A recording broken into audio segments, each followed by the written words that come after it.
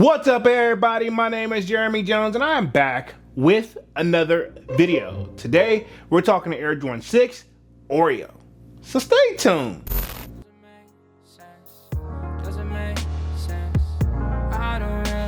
Got a lot of things changing in my life. Hoping one day I'ma get it all right. Brother is engaged, about to start a new life. Yeah, I haven't had a chill day. Really wanna vibe, appreciate the moments. I've been creating, not scrolling. Mom and dad. Alright, man, I'm back with another video. Now, before I get too deep into this video, y'all already know what to do. Go and hit that like button.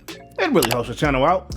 And if you know, consider subscribing. I made content about sneakers. Alright, so let's dive into today's video.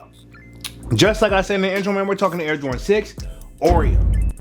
All right, man, we're gonna be keeping things very simple over today. We're gonna be answering a basic old question.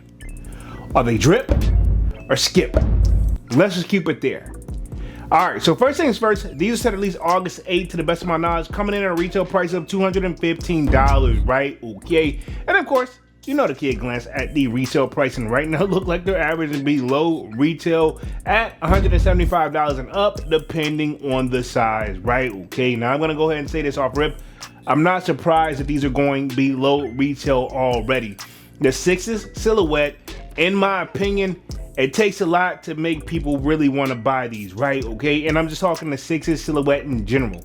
Me personally, I'm even selected with my 6's, even though we've had Travis Scott 6's, right? And they did sell out, but I've seen people actually buy the Travis Scott like 6's and then sell them for, like, you know, a little bit of profit, but nothing crazy of what some Travis Scotts can go for. And I'm talking either the British khakis, because that one sold for even less than the olives, right? But to be fair, 6's is a hard silhouette to get off, right? Pause, because that did not sound right. But it is one of those like silhouettes where it's like, to be honest, you know, even I don't just grab my 6's naturally, and it has some of the best colorways in my opinion, right? If we think about that infrared, right, that is one of my favorites too. And actually Michael Jordan won a ring in that colorway, and people still don't always show up. Do the shoes sell out? Yes, but they don't always just instantly pull up and go crazy for the joints, right? Let's just keep it real. But we're focusing at the Oreo 6's now. Last time we seen this shoe drop, and I think it was his first ever original drop, was back in 2010, right? Okay, so here we are in 2026. Rough math, what's that, 16 years, right? Okay, give or take, if I'm not mistaken. So here we are again. Me personally, I'm pretty sure they tweaked some things, but I will say this: we got the Jumpman logo on the back, Jumpman Air versus like a Nike swoosh. Even though I think back then it had the same thing, because let's just keep it 100.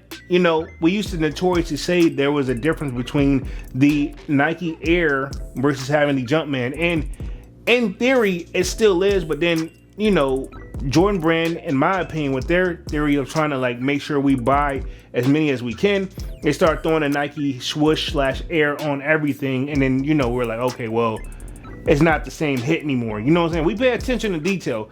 You say what you want to say about the sneaker community, even though it's grown and it's come right back down, the real ones always stay true, and they always know that, right? Or just sometimes life just life. So I mean, to be honest, we all got our own stories, and I'm not here to judge, right? But overall though, dope shoe. I like the concept. Obviously, I'm a 6's fan, but I am very, very selective.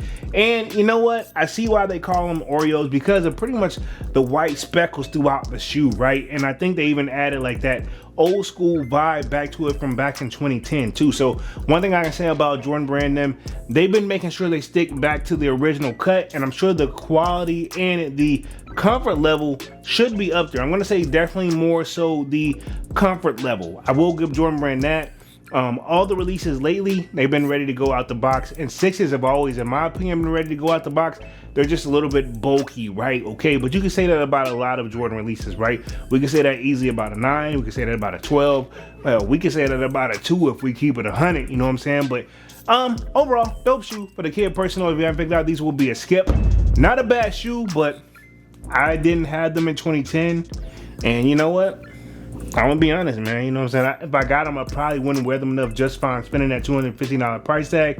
And if they're already below like retail on the resale market, there probably is a good chance they could go on sale. But don't quote me on that. I'm no professional reseller and or sneaker seller in general. So for the kid, these will be skip. But I want to know what you guys think down in the comment section, and we're going after these on August 8th, retailing at $215. And of course, let me know if you think they're drip, or skip? Alright, man, I'm gonna get about this thing and stop rambling, man. Y'all be sure to hit that like button. It really helps the channel out. And if you know, consider subscribing. I made content about sneakers. Again, my name is Jeremy Jones, and thank you for watching, and I'm out. I figure.